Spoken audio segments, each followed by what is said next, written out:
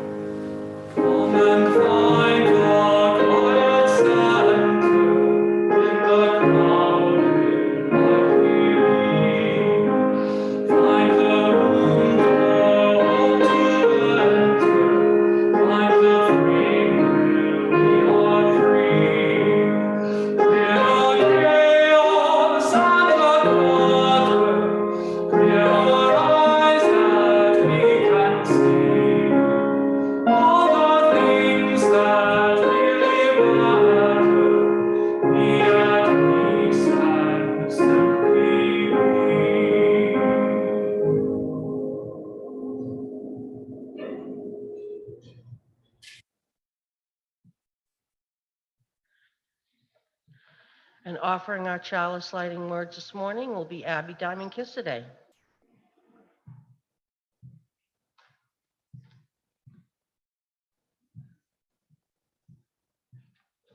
Good morning.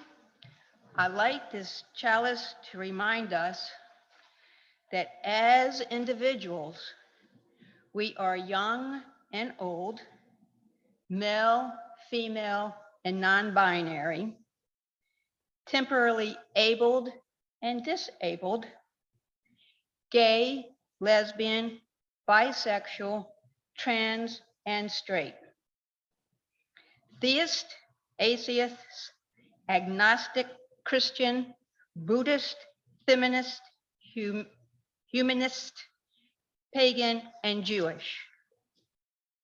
As a whole, we are a Unitarian Universalist who love our church. We work together and minister one another through our work and through small, kind acts of deeds. Thank you.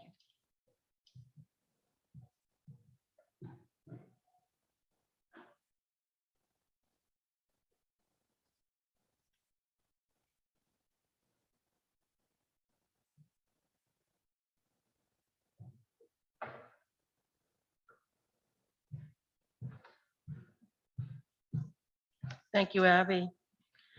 Our opening hymn this morning is In Sweet Fields of Autumn, number 52 in your gray hymn book.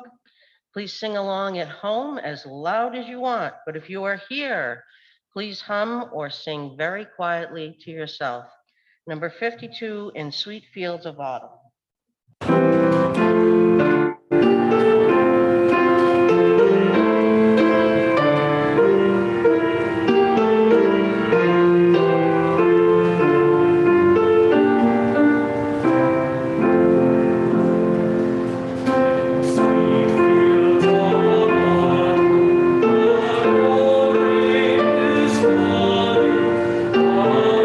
Come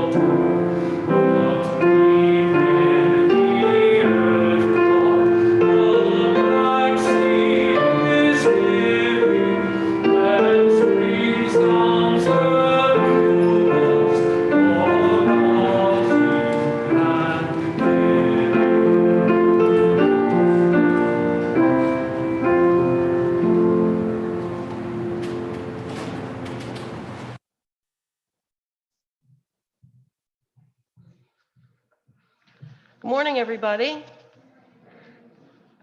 I'm Karen Churchill, the worship host this morning, and also chair of our Worship and Music Committee. My pronouns are she, her, hers. Welcome to worship at and from the Old Ship Meeting House, Unitarian Universalist. We are pleased to see everyone, old timers and newcomers alike. If you are new, we invite you to get to know us by exploring our website, oldshipchurch.org, and we look forward to getting to know you there. Any newcomers in the meeting house today are invited to stand and introduce yourself if you would like, so we can offer you a warmer welcome. Once again, just old timers today. After the service, everyone on Zoom can remain signed in for conversation, and all who are here in the meeting house are welcome to our fellowship time outside. There's no refreshments, just refreshing conversation. When you leave the meeting house, if you are at all unsteady or not sure about stairs, please use our garden ramp exit to the stage left or your right of the meeting house. I have 2 or 3 announcements this morning, and then we have a speaker announcement, and then Dave Aline is going to talk about guests at our table. So hold tight, we've got a little bit going on right now. First, a reminder that our seasonal Vespa services begin this week, each Wednesday evening at 6:30 from now until just before Christmas, here in the meeting house. Each service is a little over half an hour and consists of readings, music, and silence in our gently lit meeting house. This will also be offered on Zoom. And this Saturday, everyone get ready, 9 to 2 is our annual Merry Market Holiday Fair. Woohoo! That's in our Parish House Fellowship Hall. It's a little scaled back this year. There's not our usual breakfast and everything else we do, but we will have, with COVID safety in mind, our treasures table, gift baskets, bake table, and more. So come one and come all. And Diane Jordan, do you have a blurb about the fair?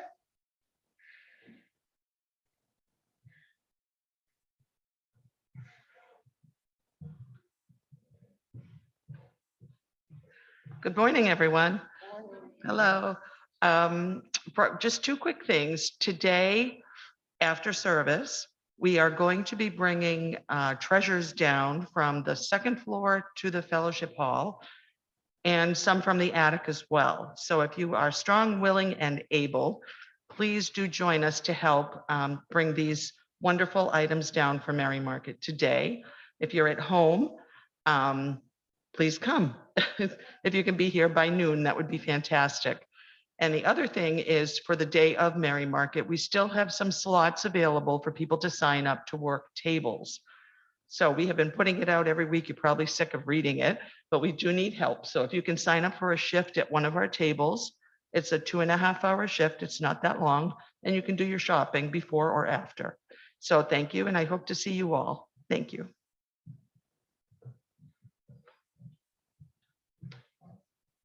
Thank you, Diane. Many hands are needed to help. So everyone join in, do what you can. Before I introduce Dave Aline, I'm gonna just go off on a little tangent for a second. Yesterday, I got an email from what was supposedly Ken Reed Brown, but it was not. I got a scam email yesterday, and it was Ken asking me to do a favor for him. Well, of course, I am so eager to please. I am typing back, whatever you need, Ken. Sure, Ken. What can I do for you, Ken? And as the conversation went on, the email finally asked me to go buy eBay cards to the tune of $1,000 and send them and send the codes to Ken so that he could give them out to people he needed to. He told me he was just too busy to get it done. Well, of course, that should have clued me in, but what clued me in was, Ken knows I don't have $1,000. What is he thinking? And then I thought, oh, this is such a scam. So I told Ken right away. I think what I just want to say is these people prey on your heart, not your head. You may think I'll know what to do or I'll see this right away, but if your heart's involved, it blinds all your logic. So if you feel your heartstrings being pulled, you don't know what to do, seems like an odd request for email, get someone to look at it with you and call the person who's emailing you, find out what's going on. It's too bad that we have these things happening, but we all have to be very aware because we're also helpful. We're also loving. We want to give. And that's what people are preying on. So it's sad, but just beware. And today I'm going to introduce Daveline, who's going to be speaking about the Unitarian Universalist Service Committee's Guest at Your Table program.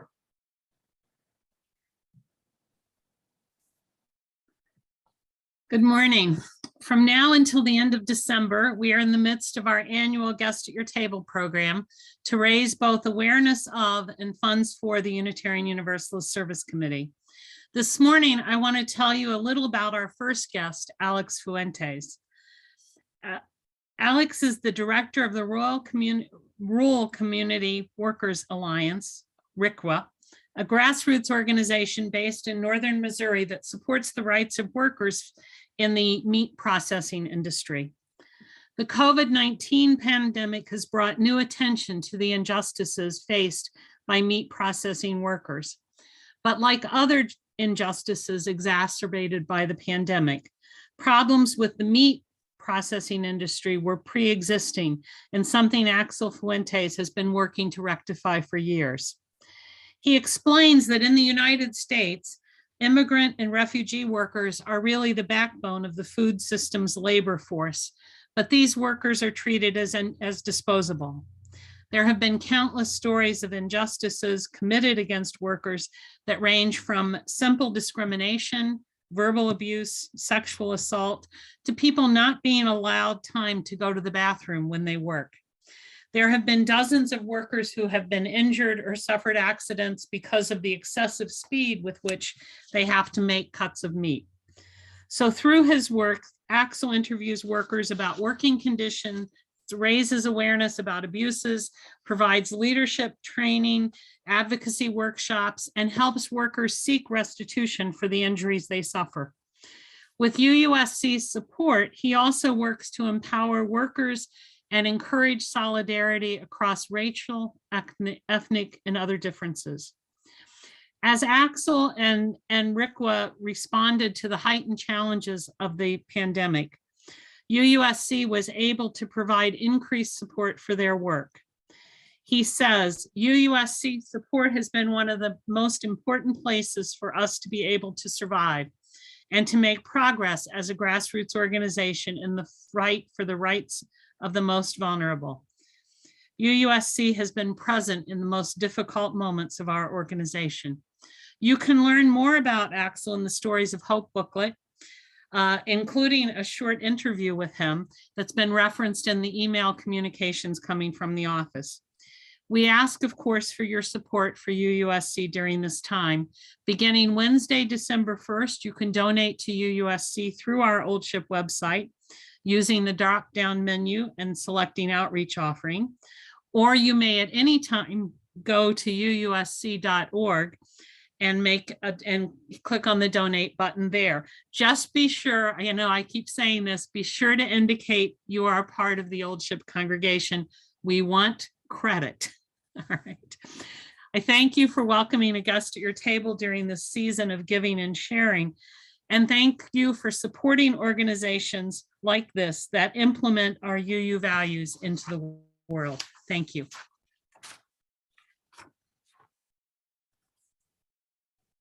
Thank you, Daveline. If anybody wants a reminder for their table or a little box for their table, we have them at the entrances, exits, just easy to put together, as Ken showed us last week. And it's just a little reminder that you're collecting for this month. And now it's time for all ages. I would like to introduce Deb Squires-Lee.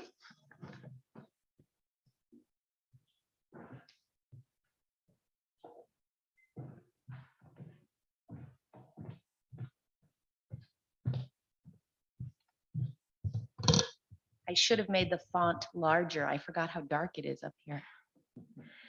All right, this is from Circle Round by Starhawk and Diane Baker and Ann Hill. And I chose it because Thanksgiving as a holiday is a little complicated, but giving thanks is never complicated.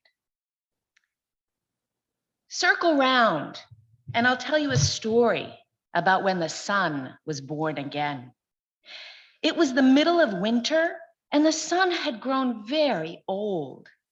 All year long, the sun had worked very hard, rising and setting day after day. All year long, the sun had fed everybody on earth, shining and shining, giving energy to the trees and the flowers and the grasses so they could grow and feed the animals and birds and insects and people. All year, the sun's gravity held tight to the spinning ball of the earth and the twirling ball of the moon and the 8 other whirling planets as they traveled around and around and around until the poor sun was dizzy watching it all. Now, the poor, tired sun could barely make it up in the morning, and after a very short time, needed to sleep again. So the days grew shorter and the nights grew longer until the day was so short, it was hardly worth getting up for. Night felt very sorry for the sun. "Come to my arms and rest, child," she said. "After all, I am your mother. You were born out of my darkness billions of years ago, and you will return to me when all things end. Let me cradle you now as I shelter every galaxy and star in the universe." So night wrapped her great arms around the sun, and the night was very long indeed. "Why does the dark go on so long?" asked children all over the earth. "Won't the sun ever come back again?" "The sun is very tired," the old one said. "But maybe if you children say thank you for all the things the sun does for us, the light may return in the morning." So the children sang songs to the sun. They thought about all the things the sun gave them. "Thank you for growing the lettuces and the corn and the rice and the wheat," they said. "Thank you for growing the trees of the forests and the seaweed in the oceans and the krill that feed the whales. Thank you for stirring the air and making winds that bring rain." Every time a child said thank you, the sun began to feel a little warmer and a little brighter. Wrapped safely in the arms of night, the sun grew younger and younger. At last, the children had to go to bed. "We will stay up and wait for the sun to rise again," the old one said. "Can't we stay up too?" the children asked. "You can try, but you will get too sleepy," the old one said. "But you can each light a candle, because all fire is a spark of the sun's fire. Put your candle in a very safe place and let it keep vigil for you as you sleep and dream of sunrise." So the children lit their candles and put them in very safe places, and each flame was a little spark of the sun's fire. And the sun peeked out from between the arms of night and saw all the little fires and began to feel even warmer and brighter and younger still. Early in the morning, the old ones woke the children. Together, they climbed a high hill and faced to the east, which is the direction of the sunrise. They sang songs to the sun and ran around trying to keep warm. They waited and waited to see what dawn would bring. Well, the sky began to turn from black to indigo to blue. Slowly, the sky grew light. A golden glow crept over the horizon. Night opened her great arms, and in a burst of brightness, the sun appeared, new and strong and shining.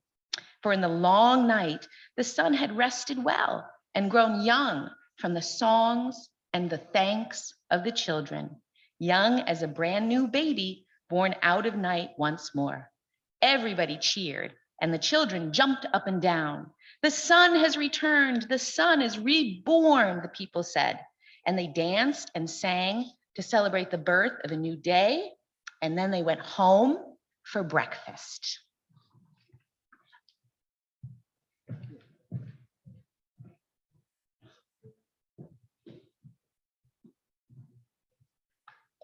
Thank you, Deb. Thank goodness for the sun. Now it's time to light our candles for joy, sorrows, and concerns. If you are on Zoom, you can type in a joy, sorrow, or concern into the chat, and Daveline will read them after we hear from others in the meeting house.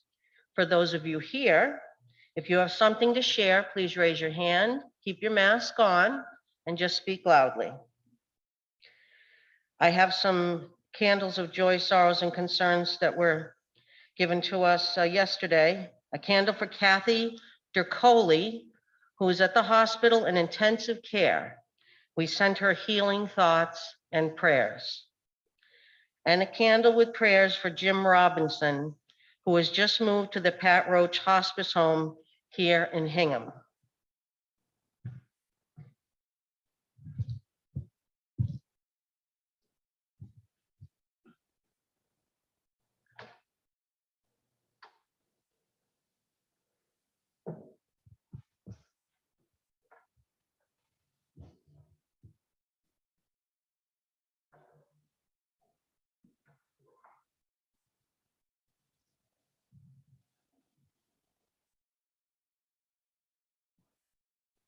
Does anyone else have a joy, sorrow, or concern they'd like to share?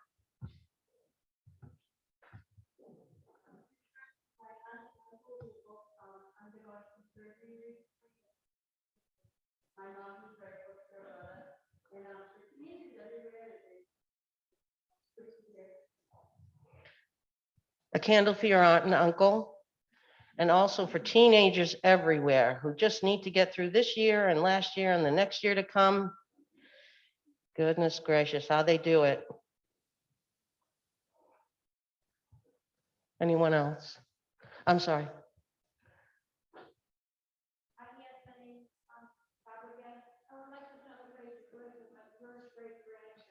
Oh, great, Barbara. The celebration of your first great grandchild a week ago.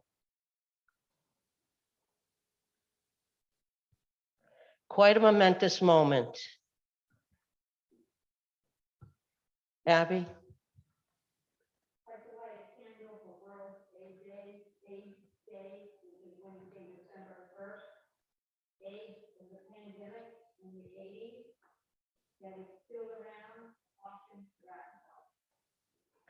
Candle for World AIDS Day, which you said was December 21st? December 1st, I'm sorry. It's very soon. Yes, a pandemic that we often forget because other things keep coming.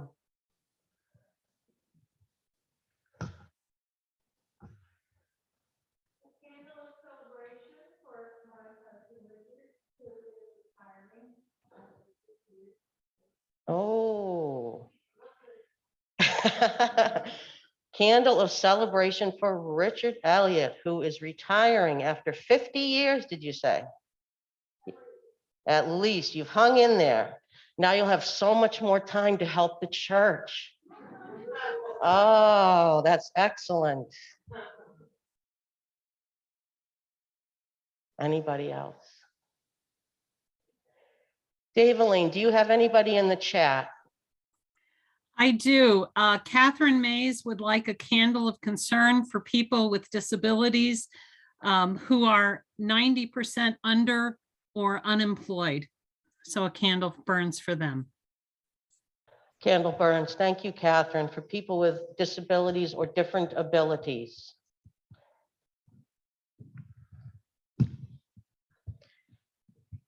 And now we'll sing the children, youth, and their adult companions out to cross to the parish house for their morning programs today.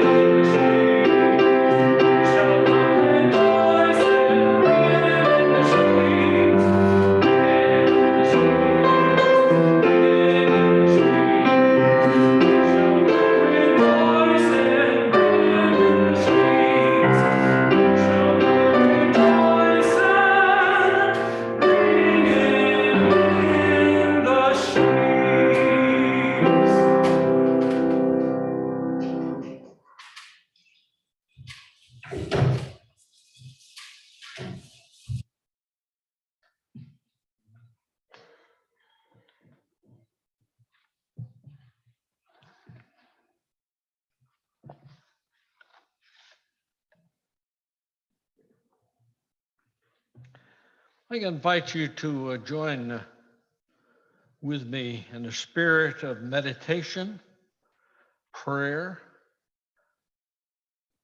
first spoken, and then silent in your hearts.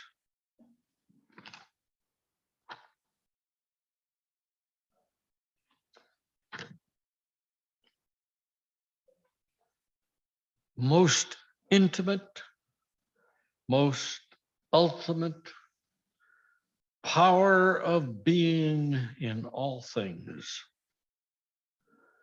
who art within us, without us, and beyond us, ever present within the movements of the Father's stars and galaxies, yet closer to us than breathing and nearer than hands and feet. Source of our quest for the holy and of our longing for harmony and wholeness of being. In the depths and the heights of all being, be ever present within us as a healing spirit of creation, restoration, and reconciliation. In body and in soul, in our being and in our becoming, in our living and in our dying. Help us to become one with thee and each other. Father, mother, sister, brother, friend, and lover. Shalom, Pacham, Shanti, in 1,000 tongues, and in the silent longing of the heart, let peace be our prayer and a song upon our lips. As it was in the beginning, is now, and ever shall be, worlds and universes without end. Blessed be. Let us now enter into the silence.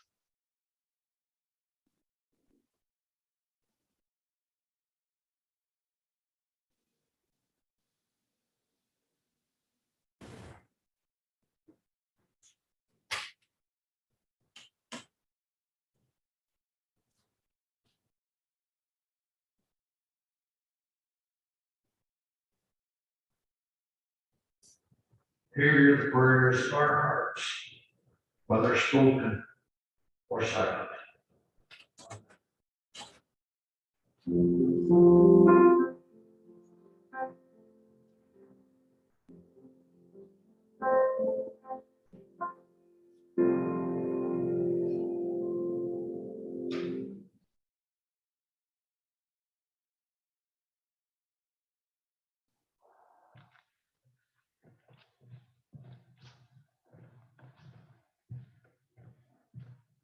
Our reader this morning is Rick Matilla.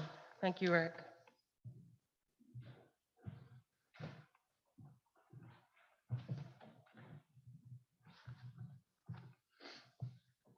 Thank you, Karen. Good morning. Our reading this morning is by the Unitarian minister, W. Waldemar Argo, An Eternal Verity. Ancient as the home is the temple, ancient as the workbench is the altar. Ancient as the sword is the sacrificial fire. Ancient as the soldier is the priest. Older than written language is spoken prayer. Older than painting is the thought of a nameless one. Religion is first and last the universal language of the human heart. Differing words describe the outward appearance of things. Diverse symbols represent that which stands beyond and within. Yet every person's hunger is the same, and heart communicates with heart. Ever the vision leads on with many gods or with one, with a holy land washed by ocean waters, or a holy land within the heart. In temperament, we differ, yet we are dedicated to one august destiny. Creeds divide us, but we share a common quest. Because we are human, we shall ever build our altars. Because each has a holy yearning, we offer everywhere our prayers and anthems. For an eternal verity abides beneath diversities. We are children of one great love, united in one eternal family. Here ends the reading.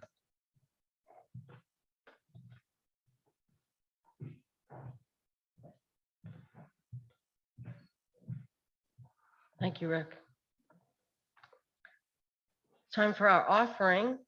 We will not be passing around our little baskets. Our offering can be placed in the baskets by the door as you leave, or you may use the donate link on our website, oldshipchurch.org.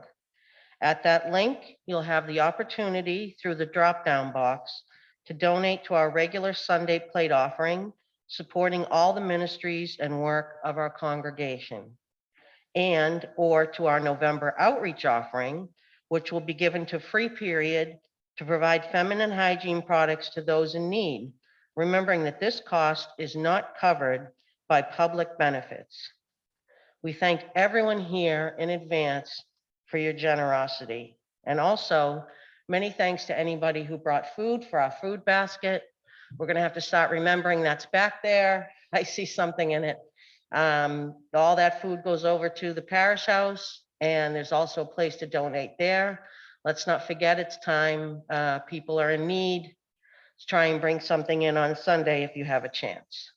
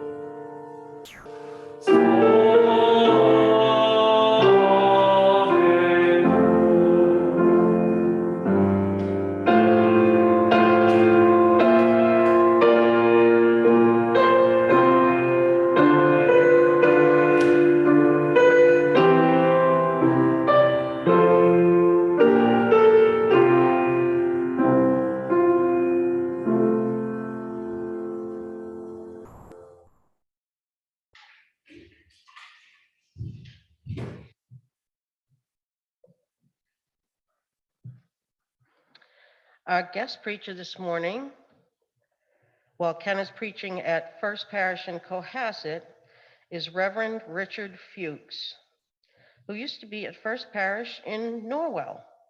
Reverend Fuchs has preached for us on other occasions over the years, and we are delighted to have him once again today.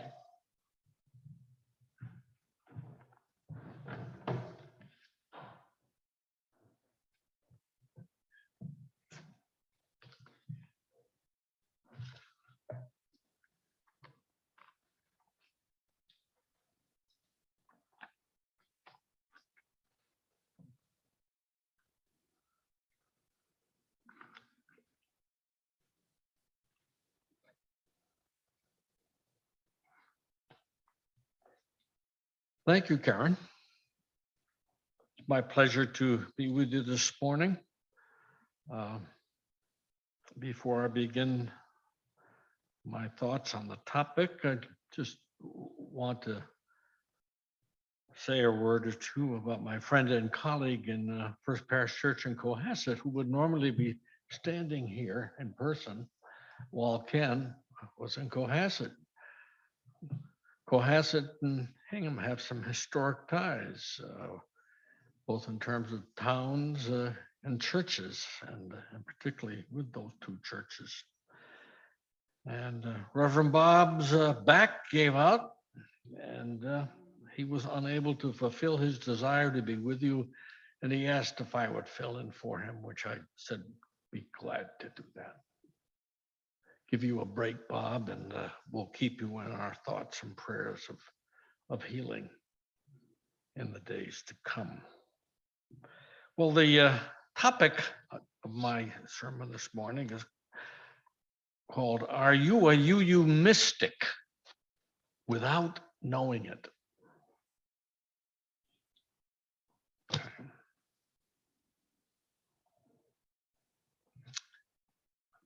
Well, many years ago, the AUA, the American Unitarian Association, and the Layman's League used to run a liberal religious ad in the New York Times or New Yorker magazine, the New Yorker magazine. And the ad made a pitch to supposedly progressive liberal thinkers with the following provocative question.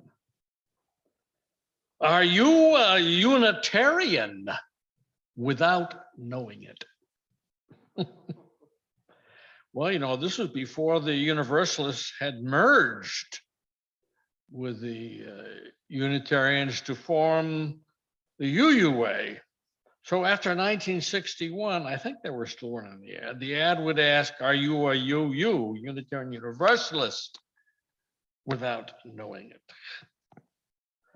But anyway, someone might respond to the inquiry and receive a pamphlet in the mail telling them all about UU progressive thinking and where the nearest UU church might be located. Well, this morning, I'd like to respond to that old provocative inquiry, but with a new twist. Are you a UU mystic without knowing it?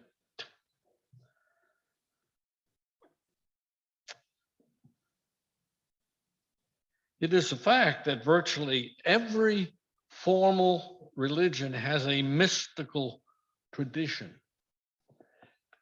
which tends to be open and welcoming to many points of view and human experiences, which connect one to the beauty and the wonder in nature and in other human beings, and to the many faces of God or the divine to be found within us, without us, and beyond us. Now, a prime example would be the 13th century Islamic Sufi mystic, Jalaluddin Rumi, R-U-M-I, who was beloved and admired by people from many religious and spiritual backgrounds, both then and now, and evermore will be. He was born in Afghanistan, but spent most of his life in Konya, Turkey, having fled there with his father to escape the threat of invading Mongol tribes. His mystical poetry spoke to the heart and saw something of the divine at work in all persons and in all religious practices. He once said, I go into the Muslim mosque and the Jewish synagogue and the Christian church, and I see one altar. And he said to his followers, I am not from the East or the West, not Christian or Jew or Muslim, not Hindu, Buddhist, Sufi, or Zen, not any religion or cultural system. My place is placeless, a trace of the traceless. I belong to the beloved one, having seen the two worlds as one, that one call to and know.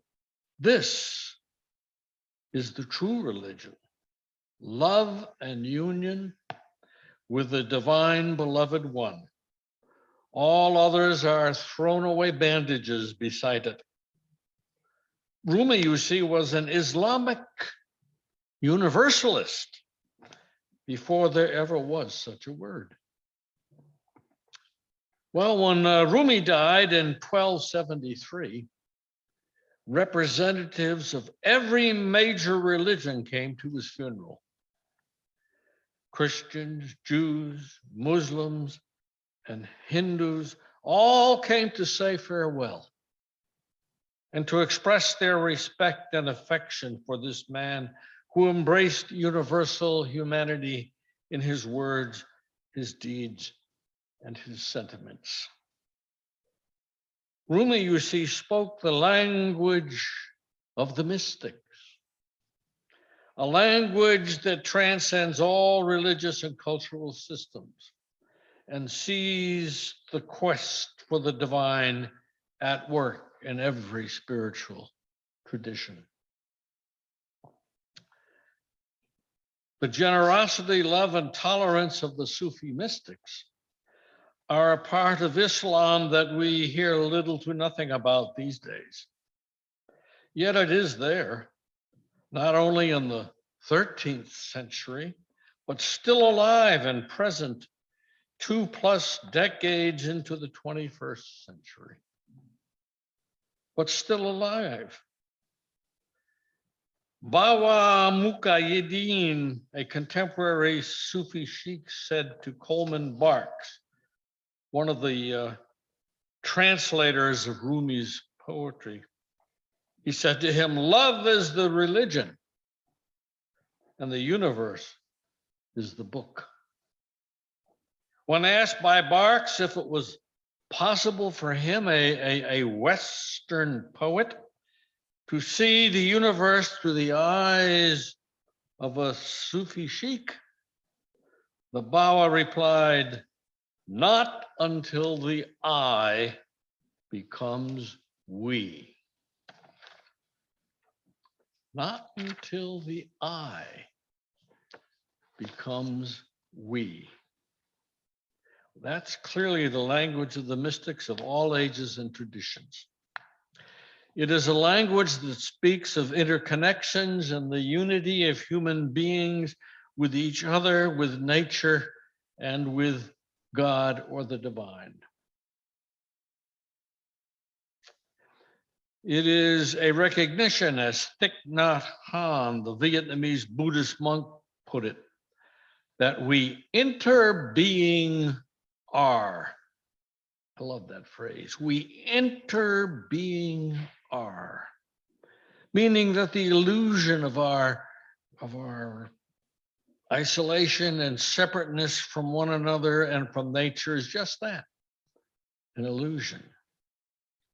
we interbeing are. We are all interconnected, whether we know it or not. And so our question for the day is, are you a you mystic without knowing it? It's interesting to note that in the late 19th century, Unitarian scholar Francis Greenwood Peabody was greeted at the University of Halle in Germany by the famous German professor Thulak with the words, "Ah, you are an American Unitarian. They are the true mystics." Professor Thulak, no doubt, was referring to the pervasive influence that the transcendentalist philosophy had upon Unitarian thought and leaders in America. Emerson, as you probably know, advocated a kind of nature mysticism and talked about becoming a transparent eyeball to the currents of the universal being manifest in nature and in the human mind.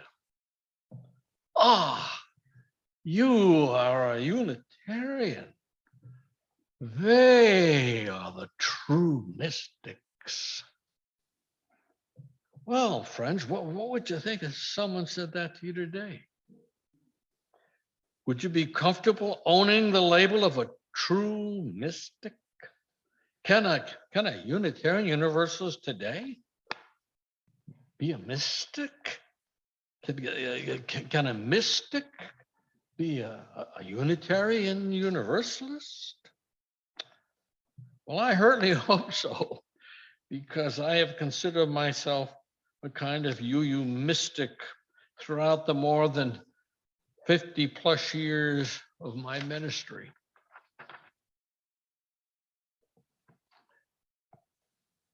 Mystical experience is often associated in the popular mind with the irrational or the fanciful and not connected with the real world.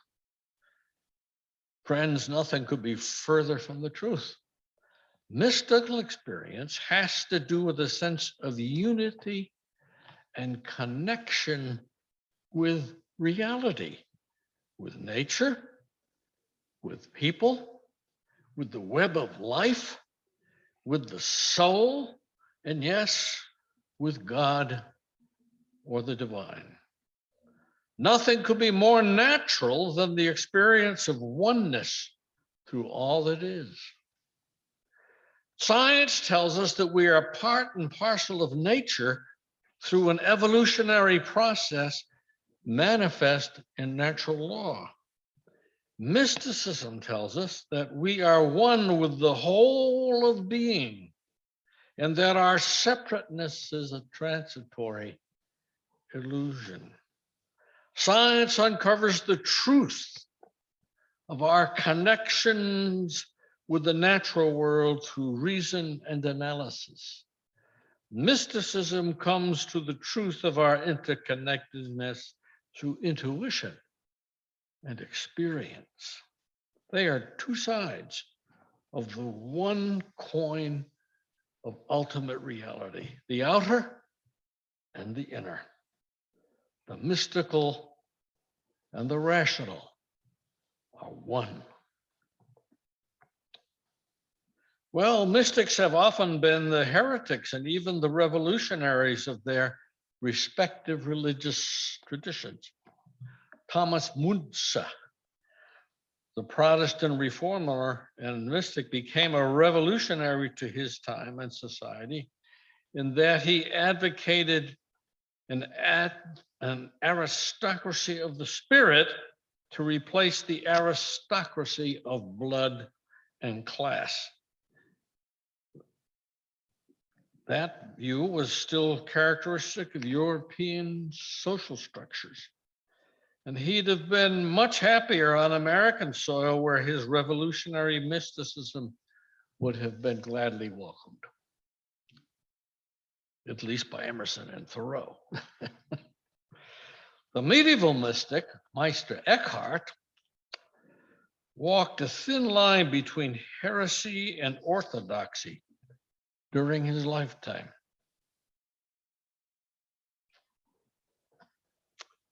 He was called on the carpet and challenged for his views on more than one occasion.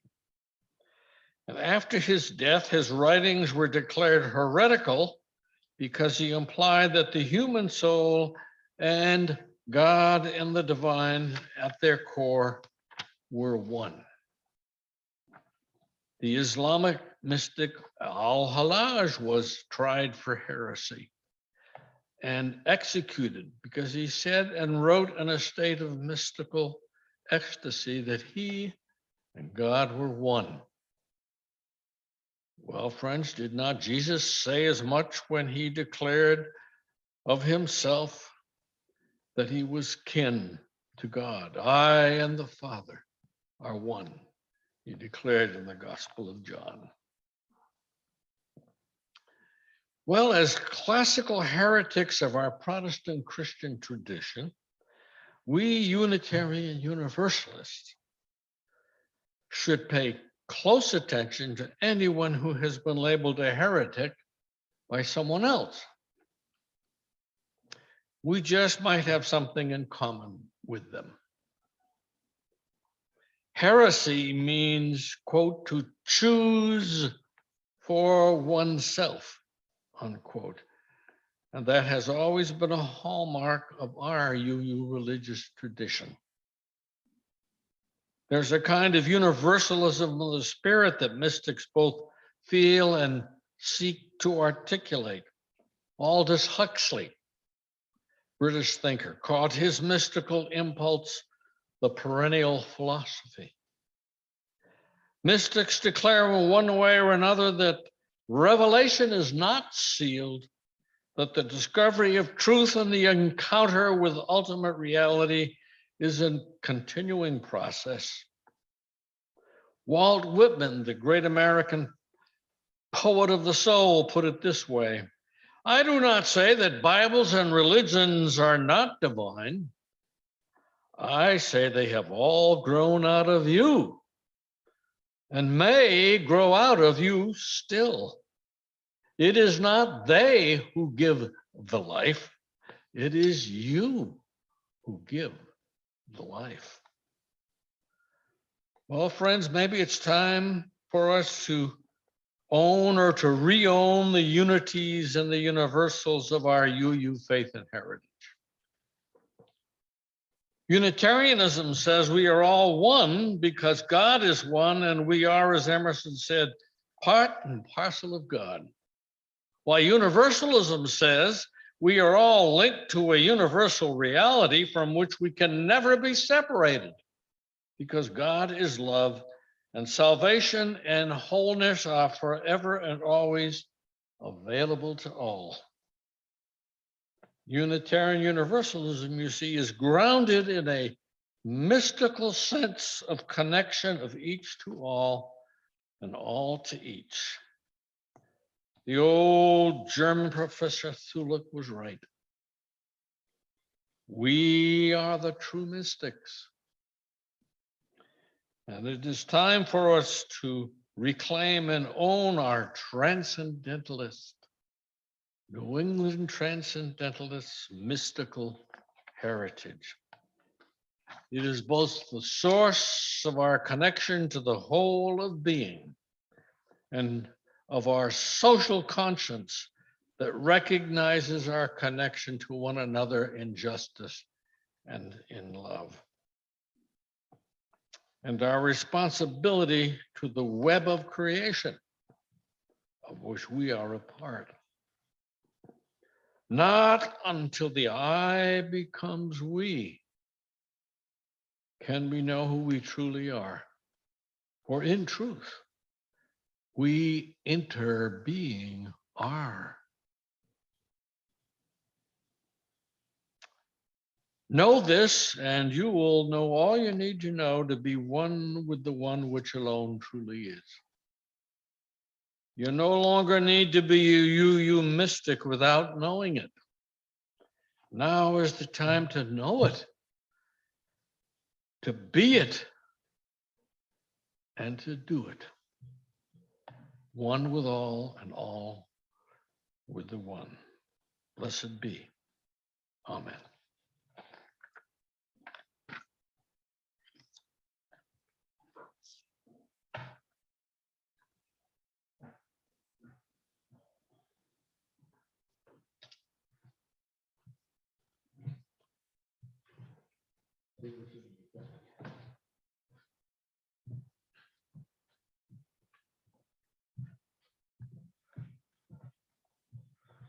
Thank you, Reverend Fuchs. It's time to extinguish our chalice, but these flames are not the care and concern and love they represent.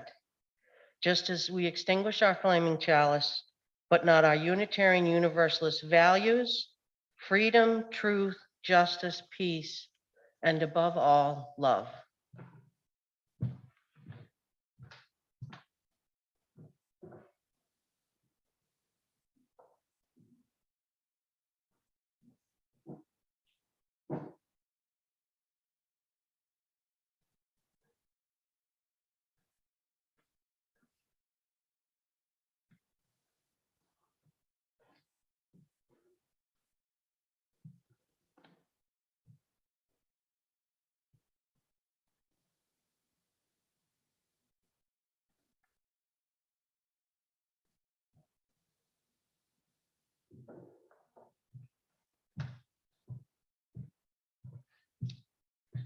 Our closing hymn today is Winds Be Still, number 83. Once again, if you're on Zoom and at home, sing away. If you are here, please feel free to hum or sing quietly to yourself.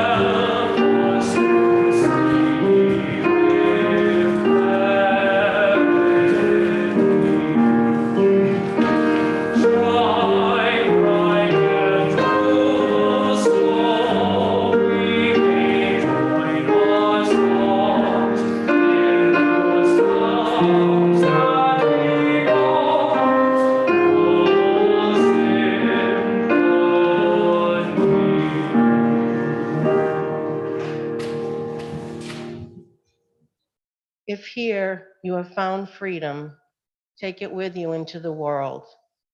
If you have found comfort, go and share it with others.